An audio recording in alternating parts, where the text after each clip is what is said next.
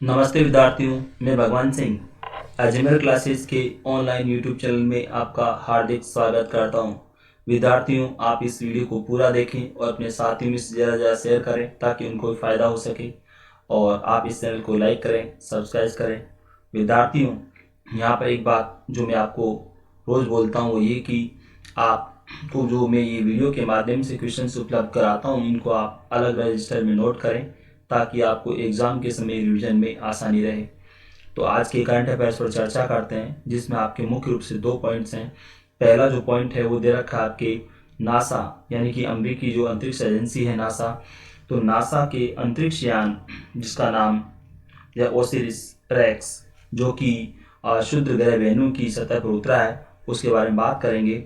और दूसरा जो आपके पॉइंट दे रखा है वो है आपके भारतीय वायुसेना की पहली महिला अधिकारी विंग कमांडर विजय लक्ष्मी रमणन जिनका कि निधन हो गया है उनके बारे में बात करेंगे। तो आप पहला क्वेश्चन देखिए।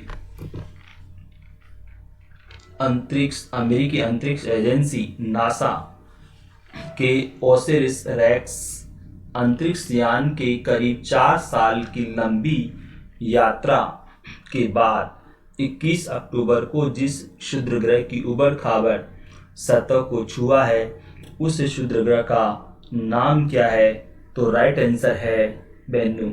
विद्यार्थियों, यहाँ पर आपको ध्यान रखना है इसमें जो अमेरिकी अंतरिक्ष एजेंसी नासा का जो अंतरिक्ष यान इसका नाम आपको याद रखना है ओसिरिस रेक्स। अंतरिक्ष यान का नाम जो आपके क्वेश्चन में दे रखा है ये आपको ज़रूर याद रखना है। और दूसरा यहाँ पर इस क्षुद्र ग्रह का नाम भी आपको याद रखना है जिसकी जो है सतह को इस जो है यान ने छुआ है या यूं कि वहाँ पर जो नमूने उसने लिए हैं। तो यहाँ पर क्षुद्र ग्रह के नाम को आपको याद रखना है कि कौन सा क्षुद्र ग्रह।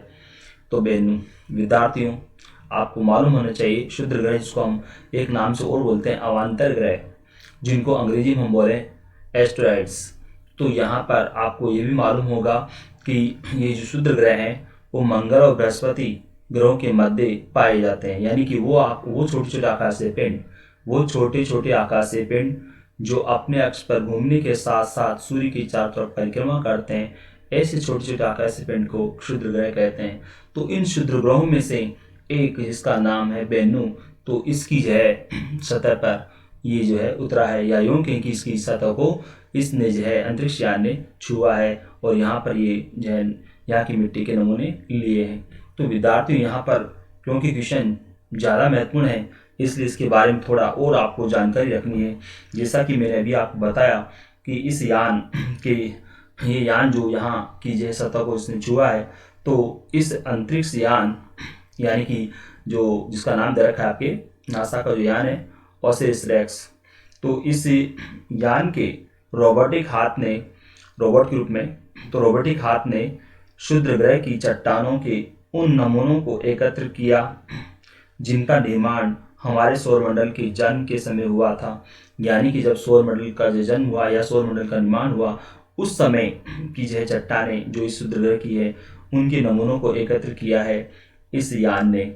और यहाँ पर एक बात और आपको मालूम होनी चाहिए कि ये क्षुद्र ग्रह पृथ्वी से 32.1 करोड़ किलोमीटर से अधिक की दूरी पर है। ये दूरी भी आपको याद रखनी है, पृथ्वी से कितनी दूरी पर है ये क्षुद्र ग्रह, तो 32.1 करोड़ किलोमीटर से अधिक की दूरी पर है। और ये वैज्ञानिकों को यानी इस क्षुद्र ग्रह की अगर बात करें तो यह वैज्ञानिकों को सौरमंडल की शुरुआती अवस्था को समझने में मदद करेगा क्योंकि इसका निर्माण जो अरबों वर्ष पूर्व हुआ था। तो यहाँ पर इस ग्रह की जो इस जो है क्षुद्र ग्रह की जो इम्पोर्टेंसी है या यहाँ पर जो मिट्टी के जो नमूने लिए गए हैं तो उससे जो है सौरमंडल की जो शुरुआती अवस्था को समझने में वैज्ञानिकों को जो मदद मिलेगी कि जो है सौरमंडल की जो है शुरुआती अवस्था किस रूप में थी, इस बात को समझने में मदद मिलेगी। और साथ ही उन तत्वों की पहचान करने में भी मदद करेगा जिससे पृथ्वी पर जीवन की उत्पत्ति हुई है। यानी कि इस बात को भी समझने में मदद मिलेगी कि पृथ्वी पर जीवन की उत्पत्ति जो है किन तत्वों की वजह से हुई या पृथ्वी पर जीवन की उत्पत्ति कैसे हुई, इस बात को समझने में भी ये जो है क्षुद्र ग्रह मदद करेगा। या यूँ कहें कि यहाँ से जो नमूने लिए गए हैं उनसे जो पता चल पाएगा कि पृथ्वी पर जीवन की उत्पत्ति कैसे हुई, तो इस बात को समझने में मदद मिलेगी। यहाँ पर एक बात और है, वो ये कि नासा ने जो बताया उसके हिसाब से अगर बात करें तो नासा के अनुसार 21 अक्टूबर को नमूना एकत्र करने के अभियान, जिसे टच एंड गो के नाम से जाना जाता है, में पर्याप्त मात्रा में नमूना एकत्र होता है तो मिशन टीम यान को नमूने के साथ मार्च 2021 में धरती पर लौटने की यात्रा शुरू करने का निर्देश जारी करेगा।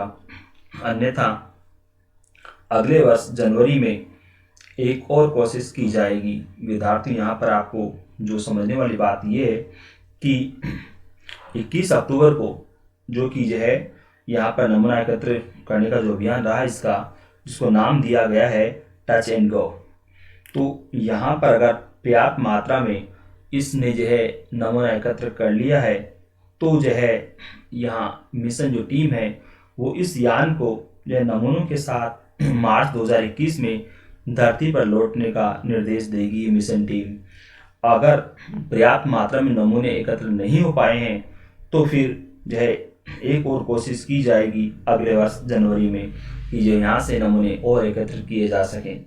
तो यहाँ पर ये भी आपको ध्यान रखना है कि अगर पर्याप्त मात्रा में अगर नमूने जो है यानी कि सैंपल जो अगर यहाँ से नहीं लिए गए हैं 21 अक्टूबर को इस जो यान के द्वारा, तो जनवरी 2021 में इस तरह की कोशिश एक और की जाएगी जिससे कि यहाँ से पर्याप्त मात्रा में सैंपल लिए जा सके यहाँ की चट्टानों के, यहाँ की रेत के। और इसके अलावा यहाँ पर एक बात और आपको ध्यान रखनी है कि ये जो अंतरिक्ष यान है जो है ओसिरिस रेक्स, इसको जो है अमेरिका के फ्लोरिडा स्थित केप कैनवेरेल वायुसेना केंद्र से 8 सितंबर 2016 को रवाना किया गया था। तो विद्यार्थियों, इसकी जब इसको जो है भेजा गया वो भी आपको याद रखना है। अगर एग्जैक्ट डेट याद नहीं रहे 8 सितंबर 2016 तो 2016 आप याद रखेंगे तो भी कोई दिक्कत नहीं है। तो 8 सितंबर 2016 को इसको जो है रवाना किया गया था पृथ्वी से। और स्थान का नाम भी आपको याद रखना है, फ्लोरिडा, अमेरिका का जो फ्लोरिडा है वहाँ पर पर्टिकुलर स्थान जो वायुसेना का केंद्र है केप कैनवेरेल।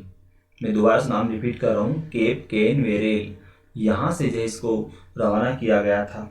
यहाँ पर एक बात और आपको ध्यान रखनी है, वो ये कि इसके 24 सितंबर 2023 को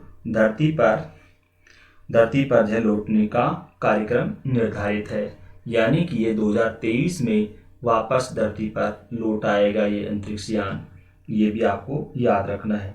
तो जब इसको रवाना किया गया वो भी आपको याद रखना है यहाँ से 2016 में, और इसके वापस लौटने का आपको याद रखना है 2023 में। तो इसमें जो भी अतिरिक्त क्वेश्चन बनते हैं विद्यार्थियों, आप उनको विशेष रूप से ध्यान रखना है। एक तो जो मैंने इसकी दूरी बताई है पृथ्वी से वो आपको याद रखनी है। दूसरा आपको याद रखना है इसमें कि इस मिशन का उद्देश्य क्या है। तो आपको याद रखना है इस मिशन का उद्देश्य यानी कि जैसे सौर मंडल की शुरुआती अवस्था को समझना, और दूसरा है उद्देश्य कि पृथ्वी पर जीवन की उत्पत्ति कैसे हुई इस बात को समझना, ये इसका उद्देश्य है। और यहाँ पर एक जो नमूना लेने का जो यहाँ पर जो अभियान रहा है उसका नाम आपको याद रखना है टच एंड गो। और दूसरा आपको याद रखना है कि अगर ये जो है सफल मतलब जो है नमूना लेने में ज़रा सफल नहीं हुआ तो एक और कोशिश की जाएगी जनवरी 2021 में, ये भी आपको याद रखना है। और अगर नमूना पूरी तरह से लेने में सफल रहा है तो फिर इसको जो है मार्च 2021 में ही धरती पर लौटने का निर्देश जो है मिशन टीम के द्वारा दिया जाएगा। ये आपको याद रखना है विद्यार्थियों। तो आप अगला क्वेश्चन देखिए, रक्षा प्रबंधन महाविद्यालय कहाँ पर है, जिसके एक कार्यक्रम में थल सेना प्रमुख जनरल MM नरवणे ने कहा है कि प्रमुख रक्षा अध्यक्ष यानी CDS की नियुक्ति के बाद सैन्य सुधारों में अगला कदम युद्ध व शांति के दौरान सेना के तीनों अंगों की क्षमताओं में समन्वय के लिए एकीकृत थिएटर कमान स्थापित करना होगा। तो यहाँ पर जो क्वेश्चन का आंसर की अगर बात करें तो राइट आंसर है सिकंदराबाद, यानी कि रक्षा प्रबंधन महाविद्यालय सिकंदराबाद में है ये। और यहाँ पर जो आपके इसमें लिखा है कि जो थल सेना प्रमुख MM नरवणे ने जो यहाँ पर कहा है कि जो है प्रमुख रक्षा अध्यक्ष का जो पद जो है बनाया गया था और नियुक्ति की गई CDS के तौर पर। तो जानते हो आप लोग विद्यार्थियों, विपिन रावत जो पहले जो सेना प्रमुख रहे, उसके बाद जो उनको जो CDS के पद पर नियुक्त किया गया। तो इन्होंने कहा है कि CDS की नियुक्ति के बाद अब जो सैन्य सुधारों में अगला कदम होगा वो कौन सा कि तीनों सेनाओं के अंगों की क्षमताओं में समन्वय के लिए एकीकृत थिएटर कमान स्थापित करना। एकीकृत थिएटर कमान स्थापित करना ये अगला कदम होगा सैन्य सुधारों के तहत। ये आपको ध्यान रखना है विद्यार्थियों। और आप अगला क्वेश्चन देखिए। केंद्रीय मंत्रिमंडल ने 21 अक्टूबर को जम्मू कश्मीर पंचायती राज अधिनियम 1989 को केंद्र शासित प्रदेश में लागू करने को मंजूरी दी है और अब इस अधिनियम को वहां लागू कर दिया गया है। देश में पंचायत राज व्यवस्था कब लागू की गई थी? तो राइट आंसर है 2 अक्टूबर 1959 विद्यार्थियों, यानी कि 2 अक्टूबर 1959 को देश में पंचायत राज व्यवस्था लागू की गई थी। राजस्थान के नागौर जिले के बगदरी गांव में, राजस्थान के नागौर जिले के बगदरी गांव में पंचायत राज व्यवस्था का उद्घाटन किया गया था पंडित जवाहरलाल नेहरू के द्वारा। तो ये तो रही बात वहाँ देश में जो है सबसे पहले लागू करने की बात कि राजस्थान में नागौर जिले के बगदरी गांव में इस पंचायत राज व्यवस्था का उद्घाटन किया गया। ये तो बात रही इसकी। परंतु यहाँ पर जो आपके जम्मू कश्मीर पंचायत राज अधिनियम की बात करें तो जम्मू कश्मीर पंचायत राज अधिनियम 1989 इसको जो है अब लागू किया गया है, क्योंकि केंद्र से प्रदेश का जो है शासन कार्य राष्ट्रपति के हाथों में है। तो यहाँ पर जो है राष्ट्रपति की तरफ से जो उपराज्यपाल शासन चला रहे हैं, तो केंद्रीय जो है सरकार ने यहाँ पर इस अधिनियम को लागू करने की मंजूरी दे दी है और ये यहाँ पर लागू भी हो गया है।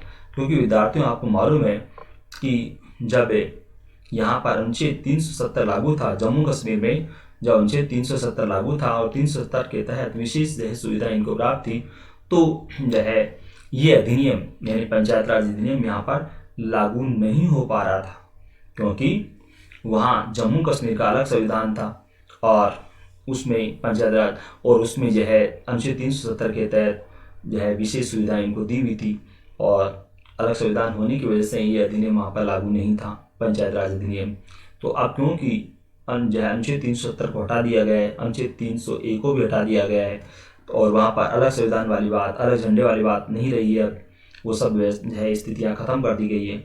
तो अब इस पंचायत राज अधिनियम को वहाँ पर लागू करने की केंद्र सरकार ने मंजूरी दी है और इसको वहाँ पर लागू भी कर दिया गया है। तो क्वेश्चन महत्वपूर्ण है विद्यार्थियों, इसलिए 21 अक्टूबर की डेट आप याद रखिएगा जो है जहाँ पर जो है लागू करने के लिए केंद्र सरकार ने यानी केंद्रीय मंत्रिमंडल ने मंजूरी दी है 21 अक्टूबर को जम्मू कश्मीर पंचायत राज अधिनियम को लागू करने की। ये डेट आपको याद रखनी है। तो आप अगला क्वेश्चन देखिए। राष्ट्रीय शिक्षक पात्रता परिषद NCTE ने शिक्षक पात्रता परीक्षा टेट सर्टिफिकेट को कितने समय के लिए मान्य घोषित किया है? तो राइट आंसर है आजीवन। विद्यार्थियों यहाँ पर आपको इस क्वेश्चन को विशेष रूप से ध्यान रखना है, जैसा कि आपके इसमें क्वेश्चन में दे रखा है कि राष्ट्रीय शिक्षक पात्रता परिषद ने शिक्षक पात्रता परीक्षा, जिसको शॉर्ट रूप में बोले टेट, शिक्षक पात्रता परीक्षा सर्टिफिकेट को कितने समय के लिए मान्य घोषित किया है? तो राइट आंसर है आजीवन।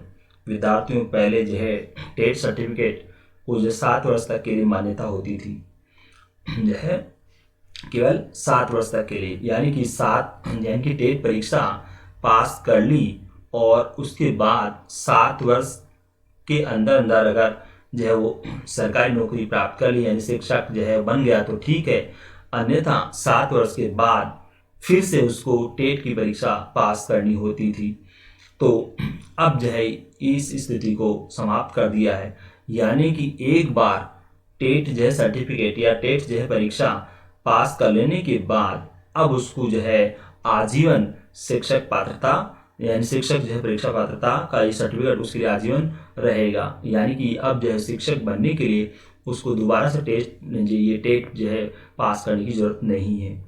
जैसा कि पहले 7 वर्ष का था, तो 7 वर्ष के अंदर अगर जो है वो नौकरी नहीं लगा, यानी शिक्षक नहीं बना, तो फिर से उसको जो है शिक्षक बनने के लिए जरूरी होता था कि वो टेट जो है फिर से पास करे। तो अब जो है ये व्यवस्था नहीं रही। अब केवल एक बार टेस्ट पास करने के बाद, यानी टेट जो है पास कर लेने के बाद आजीवन जो है वो उसका पात्र रहेगा। ये जो है निर्णय किया है राष्ट्रीय शिक्षक पात्रता परिषद ने। तो ये क्वेश्चन आपको ध्यान रखना है। अगला क्वेश्चन देखिए इसमें,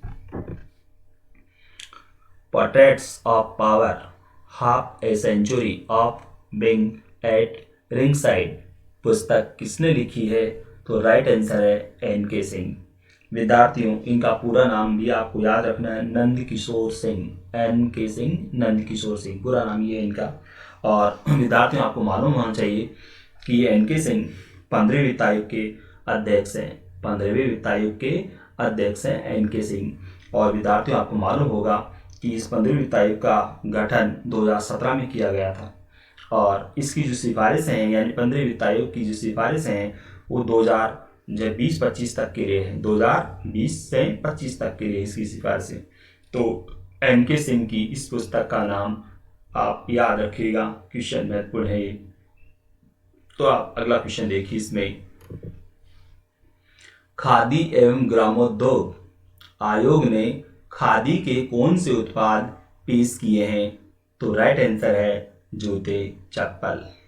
विद्यार्थियों, क्वेश्चन थोड़ा अजीब है, परंतु क्वेश्चन आपके लिए महत्वपूर्ण है।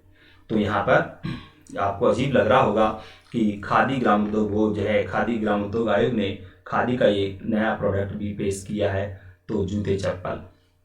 तो आपको अगला क्वेश्चन देखना है,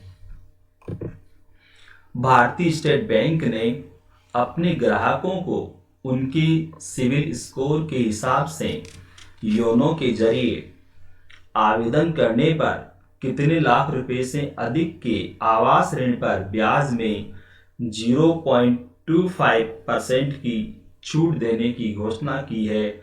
तो राइट आंसर है 75 लाख रुपया। यानी कि एसबीआई ने अपने ग्राहकों को सिविल स्कोर के हिसाब से योनो के जरिए आवेदन करने पर जो है 75 लाख रुपए से अधिक के आवास ऋण पर 0.25% की छूट देने की घोषणा की है।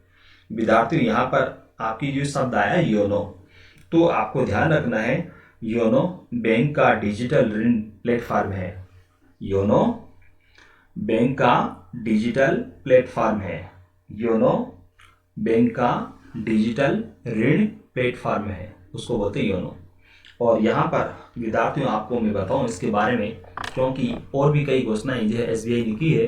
तो यहाँ पर मैं आपको बताऊँ इसमें कि एसबीआई की ओर से 21 अक्टूबर को जारी जो है बयान में कहा गया है कि अब जो है अपनी त्योहारी पेशकश के तहत वह मतलब एसबीआई ग्राहकों को 30 लाख रुपए से अधिक और 2 करोड़ रुपए तक के आवास ऋण, मैं दोबारा से नाम रिपीट कर रहा हूँ, 30 लाख रुपए से अधिक और 2 करोड़ रुपए तक के आवास ऋण पर क्रेडिट स्कोर के आधार पर ब्याज दर में 0.20% की छूट देगा। तो यहाँ पर दोनों क्वेश्चन आपको अलग अलग याद रखने हैं विद्यार्थियों। यहाँ पर आपने अभी क्वेश्चन में क्या पढ़ा कि सिविल स्कोर के हिसाब से योनो के जरिए आवेदन करने पर 75 लाख रुपए से अधिक के आवास ऋण पर 0.25% की छूट देगा। और यहाँ ये क्वेश्चन दूसरा है, वो ये कि 30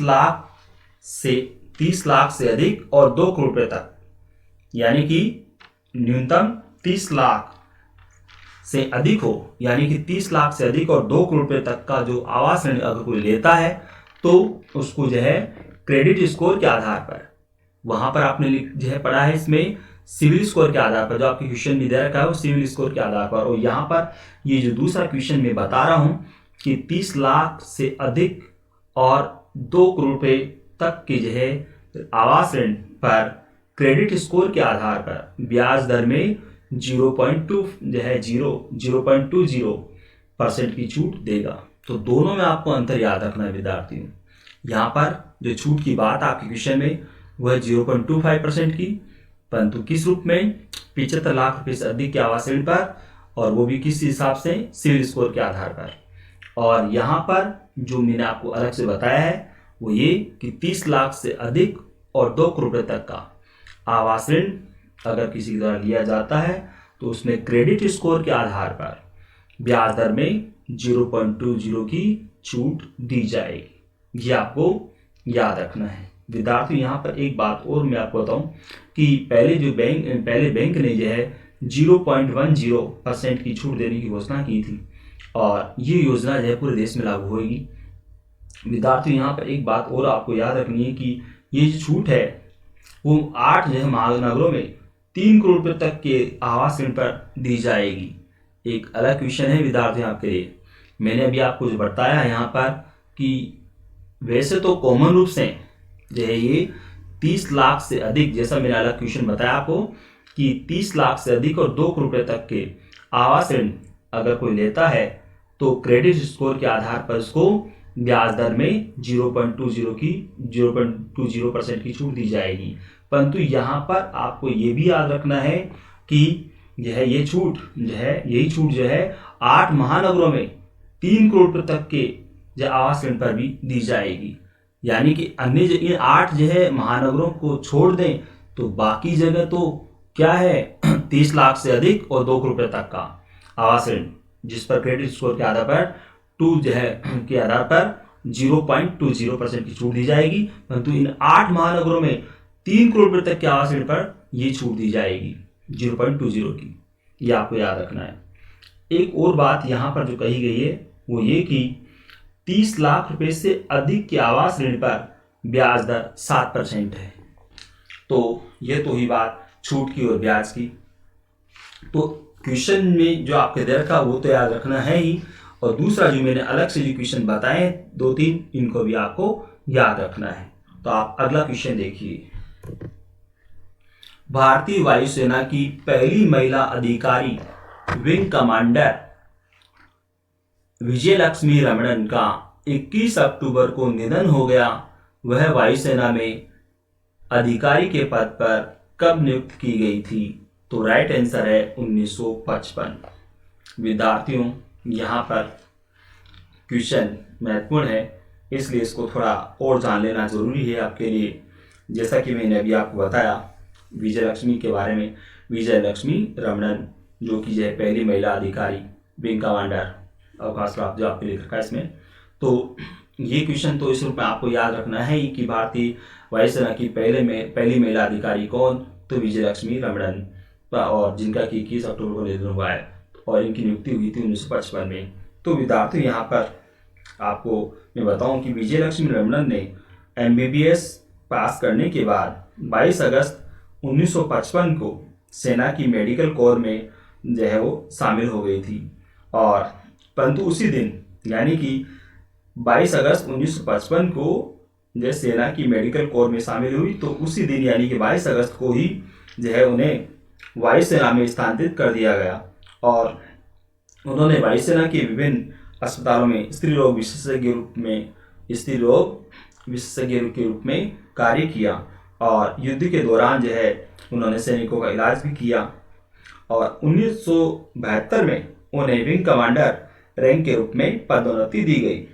तो ये भी आपको याद रखना है 1972 में उन्हें विंग कमांडर की पदोन्नति दी गई थी और 1977 में उन्हें विशिष्ट सेवा मेडल जो है से सम्मानित किया गया, या यूं कि उन्हें विशिष्ट सेवा पदक दिया गया था।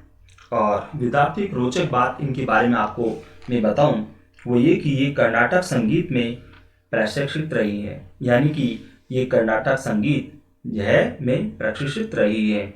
और दूसरा एक और इनके बारे में आपको मालूम होना चाहिए कि इन्होंने बहुत ही छोटी उम्र में यानी बहुत ही कम उम्र में आकाशवाणी में जो है आकाशवाणी कलाकार के रूप में जो है कार्य भी किया है। आकाशवाणी कलाकार के रूप में भी इन्होंने कार्य किया था बचपन में। तो विद्यार्थियों इसमें जो आपको अलग अलग इनके बारे में जानकारी दी है वो आपको याद रखनी है। तो आप अगला क्वेश्चन देखिए। हाल ही में भारत तिब्बत सीमा पुलिस की नई पूर्वी कमान कहाँ स्थापित की गई है, जिसके पहले अधिकारी के रूप में अमृत मोहन प्रसाद को अतिरिक्त महानिदेशक के पद पर नियुक्त किया गया है? तो राइट आंसर है गुवाहाटी। विद्यार्थियों, गुवाहाटी जो कि असम का बड़ा शहर है, राजधानी तो खैर आपको मालूम है दिसपुर है। विद्यार्थियों, आपके यहाँ पर जो ऑप्शन में दे रखे हैं ईटानगर, तो विद्यार्थियों आप जानते हो ईटानगर अरुणाचल प्रदेश की राजधानी है, शिलोंग जो कि मेघालय की राजधानी है। तो यहाँ पर इस क्वेश्चन को विद्यार्थियों मैंने पहले दिया था जब जो है यहाँ पर उत्तर पूर्व में जो है ये पूर्वी कमान स्थापित की गई थी। उस समय जब ये किया गया था कार्य, यानी कि जो है उत्तरी पूर्वी भारत में ये पूर्वी कमान जब स्थापित की गई थी, तो उस समय मैंने इस क्वेश्चन को दिया था। परंतु यहाँ पर ये क्वेश्चन अलग है। यहाँ पर अब इस जो है नई पूर्वी कमान के पहले अधिकारी के तौर पर अमृत मोहन प्रसाद को अतिरिक्त महानिदेशक के पद पर नियुक्त किया गया है। तो विद्यार्थियों, आपको मालूम होना चाहिए कि नाम से पता चल रहा है कि भारत तिब्बत सीमा पुलिस, तो भारत तिब्बत सीमा पुलिस का जो पूर्वी कमान जहाँ पर स्थापित है वो है गुवाहाटी। और ये जो है नई पूर्वी कमान जो है हाल ही में स्थापित की गई थी, जैसा कि मैंने बता दिया आपको क्वेश्चन में। और ये भारत तिब्बत सीमा पुलिस जो कि भारत चीन सीमा पर जो है निगरानी का कार्य करती है।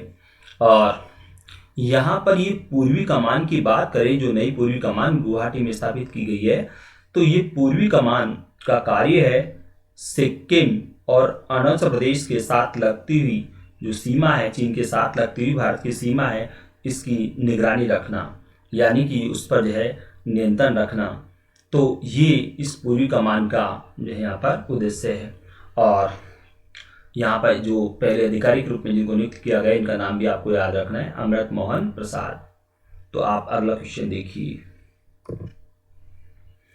अमेरिका के साथ 2+2 मंत्री स्तरीय वार्ता के किस संस्करण की भारत 27 अक्टूबर को मेजबानी करेगा, जिसमें शामिल होने के लिए अमेरिकी विदेश मंत्री माइक पोम्पियो और रक्षा मंत्री मार्क टी एस्पर 27 अक्टूबर को भारत आएंगे?